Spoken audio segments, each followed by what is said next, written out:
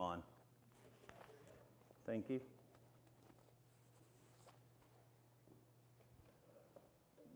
Okay. Hey, look at this crowd. Thanks for coming, everybody. Mindy, can I start now? Okay, Daniel. Oh, the moonlight fair tonight along the Wabash. From the fields there comes the breath of new mown hay. Good evening and welcome to Hoosier Storytellers, a program for and about the people of Frankfort, Clinton County, and Central Indiana. I'm your host, Mike Clossin, Outreach Librarian here at the Frankfort Community Public Library. Today we'll be discussing the fast approaching holiday season with Tom Dahl of Dahl's Tree Farm and Superintendent of Frankfort Parks, Joel Tatum. Here's how the program will go. I'll be talking to Tom about the establishment and growth of Dahl's Tree Farm, and then to Joel about the history and success of Frankfort Festival of Lights. That should take 30 to 40 minutes. After that, we'll have a question and answer session with our audience. I'll remind you of this later, but if you do have a question afterwards, be sure to raise your hand and wait until Morgan can bring you a microphone. It might be Mindy bringing you a microphone, but she's gone back and forth so many times, I'm just going to leave her out. We need you on a microphone because this program is live right now on YouTube, no pressure. And we want to be sure that we can hear your question as well as their answer. I'll remind you of that again at the end. What was once just a podcast has recently, thanks to Daniel up there in the booth, developed into a broadcast on YouTube. We are live right now, and each new Hoosier Storyteller program will be available immediately following the show at YouTube Frankfort Community Public Library. Okay, so welcome to the library, Tom and Joel. Thank you for taking the time to join us today in what I'm sure is a very busy time for both of you. This is Tom on stage left, owner and operator, and we'll find out what else at Dahl's Tree Farm. So, Tom, could you start off telling us a little bit about the beginnings of Dahl's Tree Farm? Sure, I can do that. Coming across good on the microphone? All right. So, when I was growing up, I grew up on the family farm, and when I decided to go to college, it was with every intention of coming back to the farm to join my father in raising hogs and corn and cattle and soybeans. And so that happened. Went to Purdue, got my degree, came home to the farm. I was going to expand the hog operation, build some buildings, and that's what was going to support me. Well, back at that time, interest rates were 18, 20%. And it was not, my major was ag economics, and it was not economically feasible to build hog buildings and pay that kind of interest. And so we scratched those plans, and we were able to rent a few more acres and tighten the belt a little bit, and started looking down the road, said we enjoy cutting our own Christmas tree, but we have to go to Crawfordsville to be able to do that. So we said, why don't we plant a few trees here? Maybe we can save enough money through the sale of trees to put the kids through college. And it worked. And so we planted a few trees, and the year that it was time to sell them, we took care of them for 8 years before we had that first tree sale. And Carrie and I looked at each other, Carrie being my wife, looked at each other and said, okay, if we sell 100 trees this year, we're going to consider it a success. And so we had sold 200 trees at the end of the year. Thought maybe we're onto something here. So we kept planting trees, a few more every year and a few more every year. And now last year, we don't do any wholesale trees, but we sold 6,300 trees last season. One at a time off the farm. And the more incredible number about that is that out of those 6,300, the 30% of those were sold on Black Friday, the day after Thanksgiving when we opened. And so Lucas, who's the mathematician in the family, he did the math. He said, we moved a tree off the farm every 17 seconds, all day long. Oh my God. Started at 9 in the morning and closed at 6 in the evening. So what year was that originally when you and your wife had the idea, let's plant a few trees? 1985 is when we planted the first trees. And sold the first ones in 1993. Oh, okay. And if you sold 6,300 trees, how many trees are planted right now? Now we have about 60,000 trees growing on the farm. And how much space does that take up? We get about 1,000 trees per acre. We plant them in rows that are 6.5 feet apart and 6 feet between the trees in the row. And we plant in blocks of 10 rows, so the customers have a lane to be able to get their trees in and out of. I could talk a long time about how we manage the farm, but in essence, that's how we do it. So what about the hog barns? What hog barns? Did you ever build them? They're gone. Even the old hog barns are gone. We've buried them, and I got to the point where if I was going to keep raising hogs, I would have to make a large investment in updating the hog barns. And I decided that, Christmas trees smell better and you don't have to feed them twice a day. Well, as I was reading a little bit about you guys, what exactly is agritourism and how does that figure into what's going on at Dulles? Agritourism is a hard thing to define, I guess. We fall into the cracks where as far as the county government and so on, they don't really consider us farm, but we are farm. And so because we're ag and we invite people onto the farm, we're also tourism. So our goal is to get, when I was growing up, I used to go to my grandpa's farm and play in the haymow. Well, kids nowadays don't have grandpas that have haymows. Mm-hmm. And so we try to provide that for our city cousins, to try to get them out on the farm, get them, playing in some shelled corn, let them get their feet muddy, let them pet an animal, and at the same time, hopefully they're learning something about agriculture and where their food comes from and how it's grown. I guess there's I don't know the name of it, but there's a big dairy farm that would probably be an example of agritourism also, isn't there? It is up in northern Indiana, Yeah. Fair Oaks Dairy. Yeah. Yep. Their budget is a lot bigger than mine. So you basically gave the whole farm over to Christmas trees now? Well, we, in 10 years ago, my son, well, I guess a little bit before that, but our son Lucas went to Purdue and as a mechanical engineer. And about halfway through his career, he came home and he said, this is looking like a desk job. He says, I don't want a desk job. Can I switch to ag engineering? And I said, well, Lucas, it's your life. You have to make that decision. So he switched to ag engineering, graduated with his degree, and went to work for Elanco as a process engineer.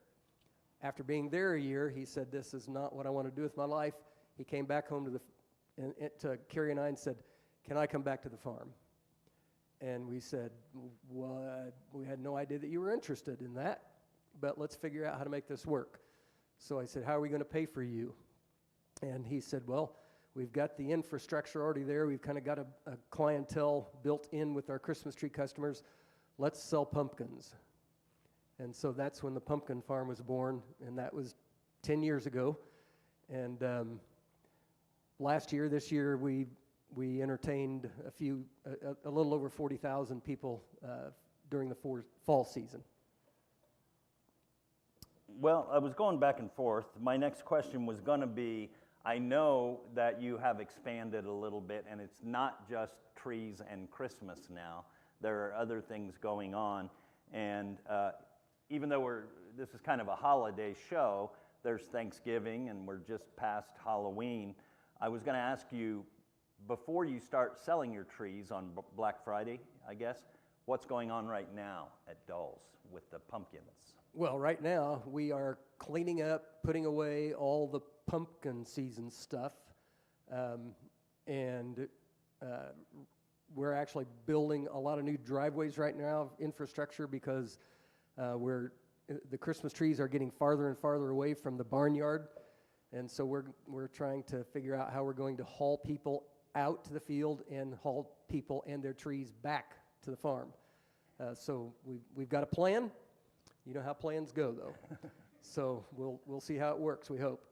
And then we're madly getting ready to transition into Christmas trees and putting up lights and be preparing the wreath barn to make wreaths and everything that goes along with that. And we've got our daughter Erin is in charge of our events, and so she's got an event going on. Actually, the tickets go on sale tonight at 8 o'clock. It's the gingerbread event, and it's a story time with Mrs. Claus. And the kids will get to decorate a gingerbread-shaped cookie. They will get to do a Christmas craft. They'll get to visit Santa then, after that, and they'll get a cup of hot chocolate. And each child that participates, it's a $30 for a ticket. Each child can bring 2 parents or guardians with them. And those ticket sales go on tonight at 8 o'clock. Well, we keep coming back to Christmas, and that's good. But you also have, and I was just talking to somebody, a friend of mine from Wesley Manor, who got to visit some kind of barn with like rooms you can stay in. People can stay in rooms. We also have a bed and breakfast on the farm. Oh, okay. It's a log cabin that I tore down elsewhere and brought in and rebuilt. And when we did that, we were building that building for a place for our employees to hang out and a little retail space as well. And halfway through the construction of that building, my wife looked at me and she said, "You know how much money we've got invested in this building that we're going to use 6 weeks out of the year?" And I said, "Yeah, we're going to have to figure out something else to do with it, aren't we?" And so we talked about a lot of different options and settled on bed and breakfast. And so it's now our bed and breakfast. And what we discovered then was that people started calling us and saying, "Hey, we don't want to spend the night, but can we come and you can fix us dinner in the bed and breakfast for our home ec club or for our 4-H club or whatever?" And Carrie said, "Well, yeah, sure, yeah, we can do that." So about half of the income from that building is from meetings and dinners and things like that. The other half actually comes from the bed and breakfast itself. But that fostered then, okay, well, we're going to be doing all this meal preparation. We need to have a commercial kitchen. So we moved over to another barn and built an entire commercial kitchen there that we can serve in our other barn, which is a repurposed barn that is now our event facility. So there's always something going on. We're always building something. You can't, if you're standing still, you're losing ground. So what's your culinary specialty? I assume you're the chef at the B&B too? My aunt is sitting in the audience, and she's laughing extremely hard at that question because she knows I don't cook. Oh, okay. Carrie, my wife Carrie, she has a home ec degree. So okay. she's the cook. I'm the smoker. I smoke okay. all the pork, and we do a few hundred pork butts in a year to satisfy our demand for sandwiches at Christmas time and at pumpkin season. Well, it sounds to me like you're going to have to bring back the hog barns. I like them when they come already processed. Just cut them out of the bag and put them on the fire. So how many dolls does it take to grow Christmas trees? You've talked about your family. Who all is involved in working on the tree farm? Well, as far as us, it's myself and my wife, our son and his wife, and our daughter is part-time now. Her career, and she still is a physical therapist.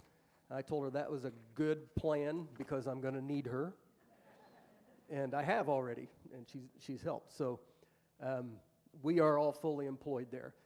And I talked about my agriculture coming back to the farm. We called it the farm, the corn and soybean farm.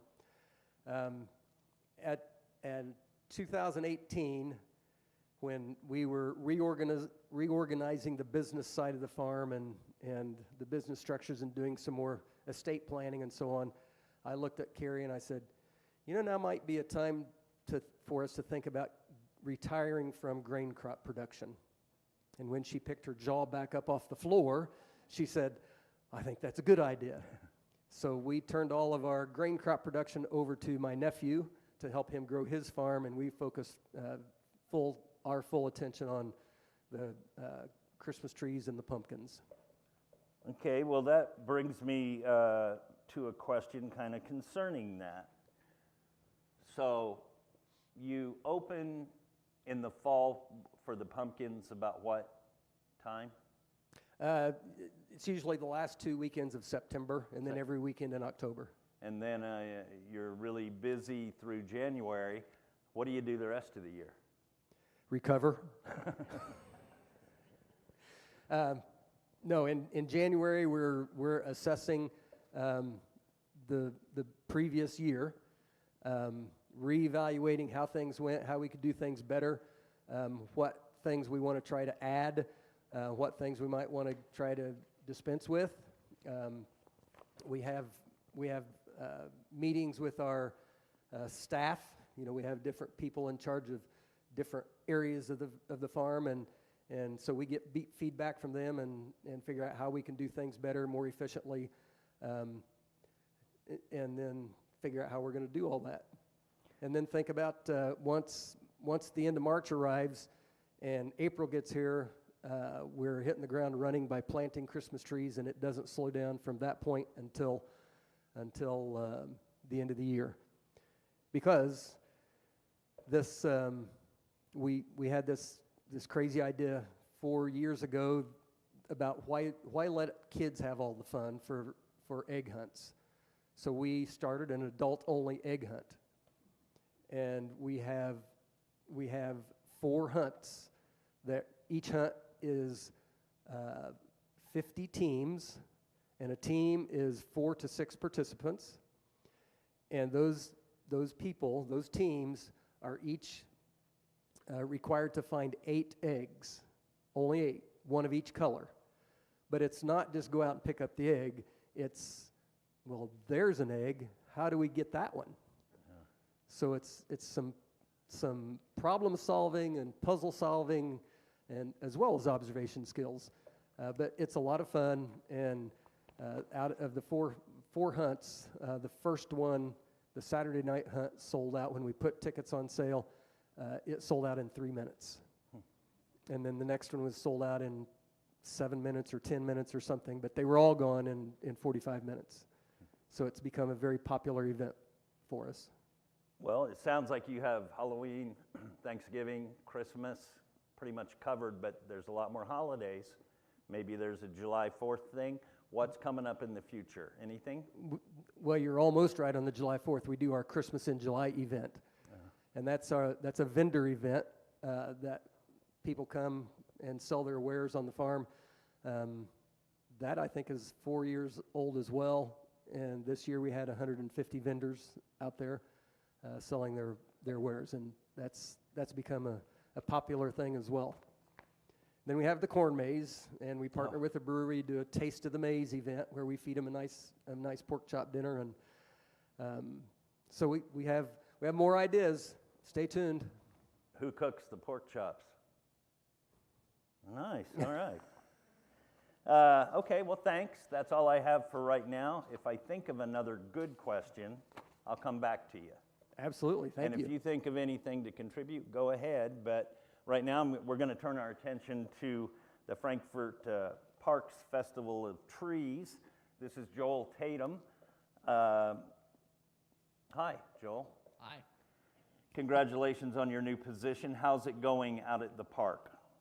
It's crazy busy right now, but we're making it. I'm 3 months in. It was nothing like my first day. I got presented a budget, and I had to present it to the city council the next day for next year. So that was fun. Hit the ground running, and we haven't stopped since.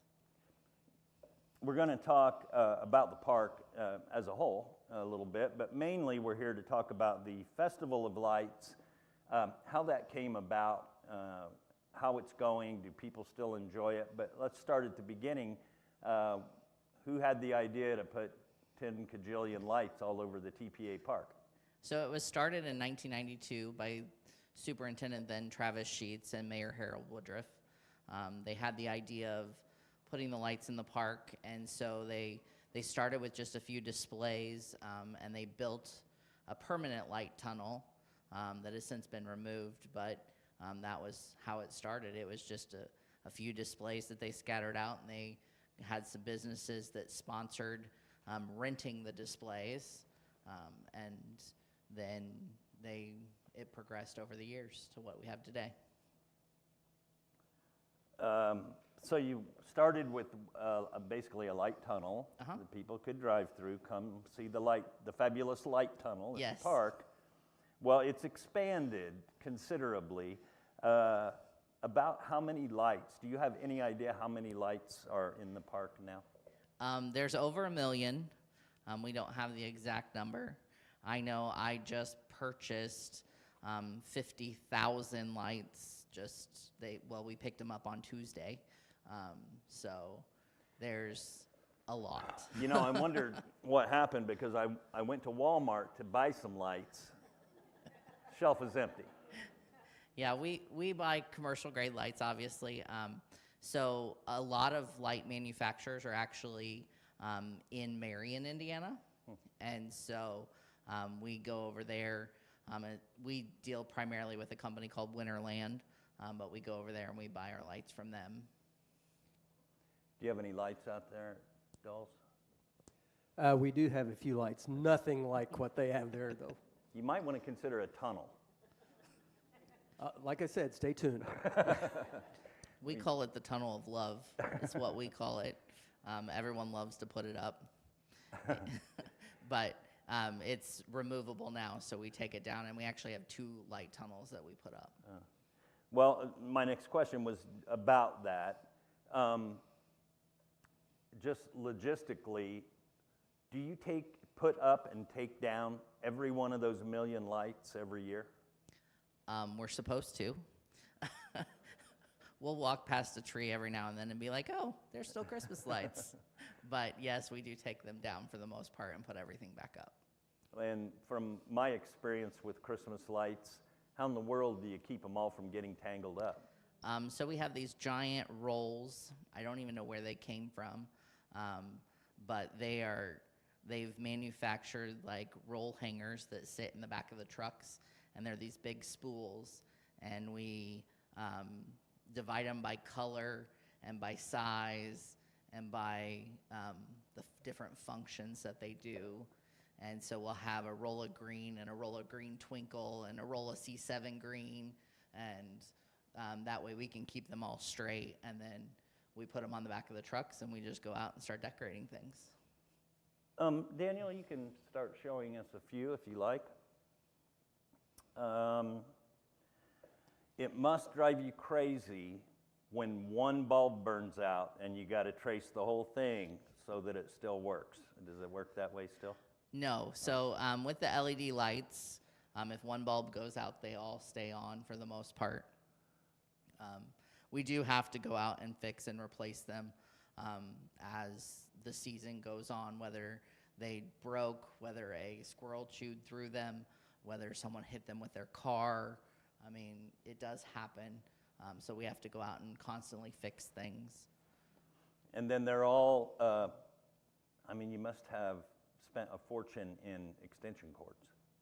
Is that Yes, how they- we have bins of extension cords. In fact, I just bought, I think it was 50 extension cords just last week.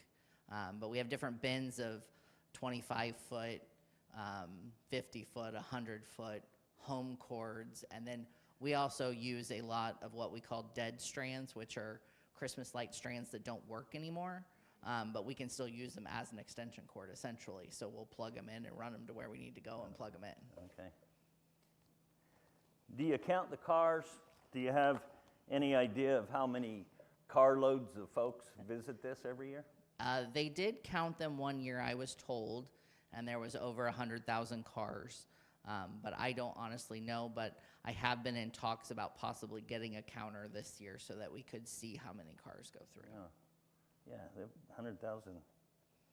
How's the Festival of Lights financed? Who pays for all of these? So the Festival of Lights is actually all funded by donations.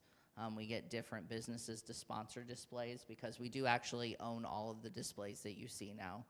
We don't rent any, but we do have businesses that will sponsor the displays and either pay for the whole display or sponsor it for so many years. And then every car that drives through, you have a donation box that you drive past. Santa will give you a candy cane and you can put money in the donation box. One of my sister's favorite things to do for her birthday was to go drive out there and then go into that little building and have some soup. Uh-huh. Is that still going on? Do they still serve food out there during the holidays? So they are supposed to be serving food so that the concession stand there by the playground is actually contracted to Big Country Barbecue. He is supposed to be having 3 different types of soups. It was the last that I heard. He was having chili and gumbo and another type of soup. I'm not really sure what that was. I think it was going to alternate depending on what days, but it is ran by Big Country Barbecue, and he will be hosting that again this year. Anything else going on in the parks of Frankfort for the holidays? We have the light displays right now, are gearing up for that. We start in September, so we've been doing that for a while. And then just getting everything winterized is really what our focus is right now. We have to get all the animals in as well as start putting up the lights and getting all the water lines drained and winterized so that nothing freezes and breaks. And What about Santa Claus? Where's he at? so Santa Claus is at the North Pole. Sometimes people always ask, like, our light display starts on Thanksgiving night, and it will actually run till January 2nd this year. But Santa won't arrive until I think it's December 4th, which is the day of the Christmas parade, because Santa doesn't come to town until he comes to town at the end of the Christmas parade. So there will be someone out there passing out candy canes, but they'll be in street clothes and everything until Santa comes to town. And once he gets to town, then he'll be out there every night. Is anything going on downtown at the park for Christmas? There's a tree lighting ceremony after the Christmas parade. It's being put on by Mary Lynn Peter. I believe it starts at 4 after the Christmas parade. And then you will have the Santa that Main Street has every year will be in Prairie Creek Park in the Encompass Event Center. Oh, okay. And then you also have Main Street does the Main Street Express, which takes you from Prairie Creek Park. You get to sit on a trailer that's heated, and you'll get to drive through the lights, and they drive you all through the one-way route and then back. Okay. Well, unless there's anything else either one of you have to add, I'm now going to ask the audience if they have any questions for you. So, audience, if you'd like to ask Tom or Joel a question, raise your hand. And Morgan will come flying to you with a microphone. If you haven't met Morgan Maldonado, she's the new library director. So be sure that you introduce yourself to her at some point after the show. Mindy normally does this. It's usually handled flawlessly, but then Mindy trains most of the year. We'll see how Morgan does. Morgan, we have a customer. Thank you. Tom, how many different varieties of trees do you have on the farm? The bulk of what we have on the farm are Canaan fir. We can't grow a Fraser fir, but we say the Canaan is like a first cousin to a Fraser, and most people can tell the difference anyway. But that doesn't answer your question. We have the Canaan fir, white pine, Scotch pine. There are some concolor fir, and then there's a variety of other species that we have tried to grow just to see if they would work for us, that we don't grow in any numbers. But those are the four main species that we are growing.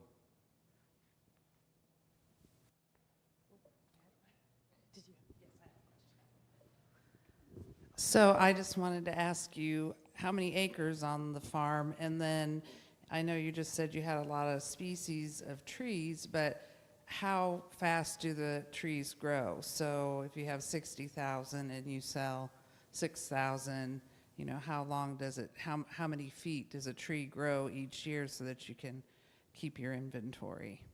Okay, so when we buy the seedlings, the transplants, they're already 3 years old, generally 3 years old. So we plant them in the spring when they're 3 years old, and then we grow them for another 7 to 8 years. And through the process of shearing, which is shaping that tree, we hold them to about a foot of growth per year. So it takes 7 to 8 years from the time that we plant it until it's ready to cut as a Christmas tree. But the tree, counting the 3 years that it's in the ground, so it's actually a 10-year-old tree. So it's a process that you have to be a long way forward thinking about what trees you want to plant and what people are going to want 7 or 8 years from now. How many acres? There are 60 acres just in Christmas trees, and then we have some other farm ground acreage as well. You know, where the pumpkin farm is, there's 8 acres of corn maze, there's 8 acres of pumpkins, there's 8 acres of overflow parking, and then there's 15 acres of park area, if you will, or playground area, activity area. So, yeah.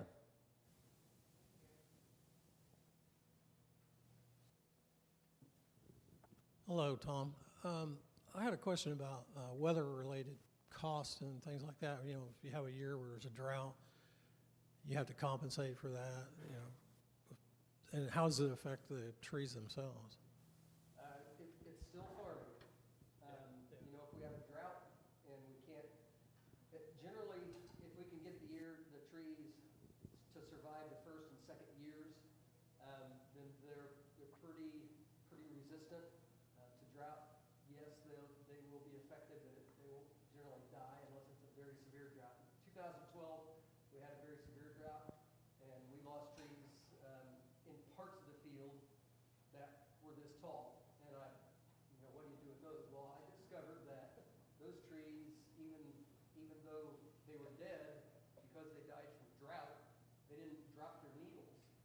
I couldn't pull the needles off, so I cut a few of them and took them up and put a wooden cross stand on them like we used to do back in the old days, and decorated them and put a sign on them. This year only, copper-colored trees. And we sold a few of them. You know, when life gives you lemons. But we do have the capacity to irrigate our newly planted trees and second-year planted trees, as well as the pumpkin farm. So, we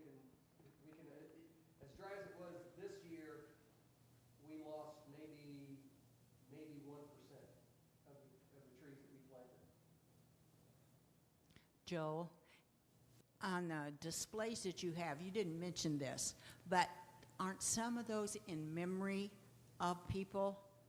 That Yeah, you- yes. That they give money in memory of people? We actually have one this year, a new display that's in memory of Sandy Isgrig, but as part of her final wishes, people could donate towards the Festival of Lights, and so we purchased a display in her memory. Yes, Tom, question for you. I know that it takes a lot of people, more than your family, to pull this thing off year round. Could you give us some idea of total employees? Curious about that, because as a local economic impact, it's pretty significant for the community that maybe not everyone gets to see. And then another farmer question for you is, do you fertilize the trees? I'll take that one first. All right. Tom, I'm going to stop you. I need to change your microphone. I can't pick you up. Yeah. Thanks, Joel. Is that better? Yeah. For a second? Okay. Fertilizer, yes. We do soil samples. We do tissue samples to find out what the tree is picking up. It's, like I said, it's agriculture, it's still farming. So we do fertilize the trees, and we have to increase the bud set and the density of the trees. It's just something that we do to make the trees as good as we can grow them. Employee-wise, we employ seasonally about 130 to 140 people. Most of those are high school kids. A lot of them, it's their first-time job. We have a lot of people that come back who are retirees that come back, or stay-at-home moms that just want to make a little extra income. And we like those people because they're dependable. They show up. And it's good. And we have training programs and orientation programs for all of our employees, and they must participate because we tell them we can't be everywhere, we can't do everything ourselves, so you are representing us, and here's how we expect you to do that. And generally we have really good people that do exactly that. And it makes me really happy when somebody says, your employees are doing really good. They're really happy. In fact, there was a guy, I was talking to a guy the other day, and he was telling me, one of my employees drove by on a golf cart, and he said, that kid, he's been everywhere. He's doing this and that, and he's working really hard. And I hollered at him. I said, hey, come back here. I said, tell him what you just told me. And he did, and we have reward cards for employees like that. So he got an attaboy card, which is a scratch-off card for a certain amount of money or cash to spend wherever he wants to. So we incentivize our employees to represent us well, and they do. I have two questions. You've done Trees for Troops before. Is that every year, or is that just on particular years when Indiana's doing that? Trees for Troops is a program that's sponsored by the Christmas Spirit Foundation, which is an arm of the National Christmas Tree Association. And from the beginning of the time that Indiana was involved, all of the trees that were donated from Indiana, and it was up to 200 trees, actually went overseas to Army bases and Navy bases and bases elsewhere. In fact, one of the early years, we got pictures back from one of our trees that was being displayed on an aircraft carrier, and that was pretty cool. Since COVID, they have stopped the overseas shipments, but we've donated trees every year since the inception of the program, and we'll continue to do so as long as FedEx carries it on. It's a FedEx and National Christmas Tree or Christmas Spirit Foundation cooperative program to send those trees to the troops. Okay. The other one is, I think I noticed on Christmas in July that you were building a donut building. Is that correct? We are building a new sugar shack, we call it. The sugar shack is where we make our own apple cider donuts. And they're extremely good. And we built this trailer or this sugar shack on a little portable trailer and put our donut machine in there. And over the years, the donut machine keeps getting longer and longer working hours. People have to come in earlier and stay later, and there's still a line. So we bought another donut machine, but there's not room to put both donut machines in there. So we are building a house or building another little building to put the donut machines in. Are you saying it's not ready yet? It's not ready yet. Oh, shoot. But we've still got the old donut. We put the new machine in the old donut shack, and we're getting along. And you know, when Tom finishes cooking all those meals for people, he makes all the donuts too. I'm the fix-it man. Joel, I'd just like to ask you a question. I know this isn't something that you like to think about, but do you have much vandalism with the lights? We do have vandalism with the lights. We do have a security watchman, if you will, that drives through the park and kind of keeps curtail on that. But we do have vandalism. I mean, we'll have people cut down lights, cut them, unplug them. We have vandalism by animals as well. Deer rip them down, squirrels chew through them, cars run over them. We do have it. It's just something that we deal with. But there's not too much vandalism when it comes to the Christmas lights. We do have vandalism in the park that happens almost every day, but with the Christmas lights, we don't really get too much.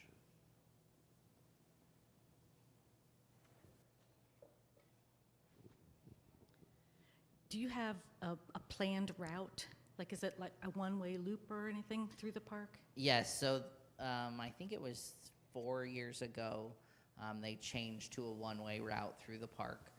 So you will come in off Kiger Street, and then you will be routed through the park all one way, and then you'll end up on Burlington Avenue. So there's still a backup on Kiger Street then, isn't there? Yes, there's always a backup on Kiger Street. It either backs up on Kiger Street, it can back up on Burlington, just depending on how the traffic goes.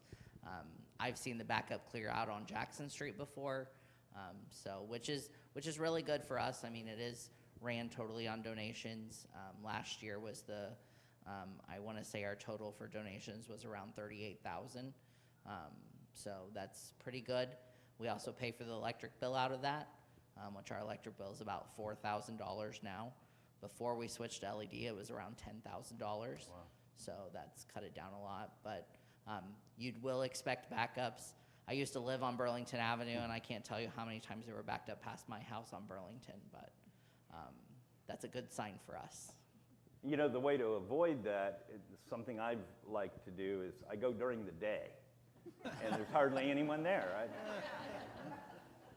Or like 6 a.m. in the morning, it's still dark, the park opens then, so you can technically drive through it and not get stopped. But 6 a.m., there's not much traffic in the park either. Did you say you purchased 50,000 new lights? Yes. Any plans or anything? Surprises? That was all just mini lights. So that's just to replace what we had and to add new lights different places. I mean, we have the new aquatic center, so that's taking more lights than before. So it's just wherever we want to stick them, essentially. You basically said you saved $6,000 from going to LED. Correct. Do you shut them off during the day? No, they are on 24 hours a day, 7 days a week. Okay. And so we have, some are actually on right now. A tradition I started back, it's like 11 years ago now, was when we start Christmas on September 1st, the first thing to go up is a wreath that hangs on our shop building, and it's turned on, and that signifies that we've started Christmas in the park. And so it will be on until the last light is taken down. So that's kind of what we do just to signify that we're working on Christmas. And but they are on 24 hours a day, 7 days a week, because there's no way you can go and unplug all of them and plug them back in. Any other questions? Well, on behalf of Mindy, Morgan, and Daniel, thank you for joining us here in the Scanta Theater. and thanks to anyone who's watching on YouTube tonight. Special thanks to our two guests tonight, Tom Dull of Dull's Tree Farm and Frankfort Park's Superintendent Joel Tatum. Hoosier Storytellers is a presentation of the Frankfort Community Public Library, Frankfort, Indiana. Mike, I want to leave you with one last thing. Don't start the music, Daniel. Brighten up your Christmas with a real dull tree.